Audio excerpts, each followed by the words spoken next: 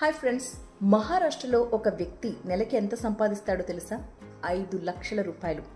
ఏ IT ఎంప్లాయో అనుకుంటున్నారు కదా? కాదు, అతడు ఒక డాగ్ వాకర్. ఉదయం సాయంత్రం డాగ్స్ని వాకింగ్కి తీసుకెళ్తూ నెలకి అక్షరాల 5 లక్షల రూపాయలు సంపాదిస్తున్నాడట. కుక్కల్ని వాకింగ్ తీసుకెళ్ళడం కూడా ఒక వృత్తేనా అనుకుంటున్నారా? ఇతనికి డాగ్స్ అంటే చాలా ఇష్టం. ఏ కుక్క కనిపించినా కూడా దగ్గరకు తీసుకుని ముద్దు చేయడం, వాటితో ఆడుకోవడం లాంటివన్నీ చేస్తూ ఉంటాడు.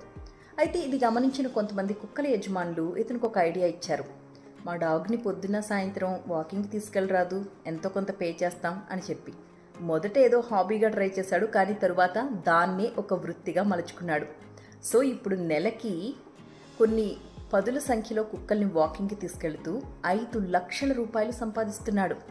నిజానికి ఈ డాగ్ వాకర్స్కి ఇప్పుడు చాలా డిమాండ్ ఉంది.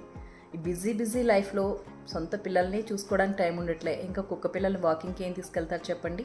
దానికోసం డాగ్ వాకర్స్ని పెట్టుకుని వాళ్ళ కుక్కల్ని బయటకు వాకింగ్ తీసుకెళ్ళడం కోసం ఇలా నెలకి వేల రూపాయల్లో ఖర్చు పెడుతున్న వాళ్ళు కోకొల్లలు ఉన్నారు.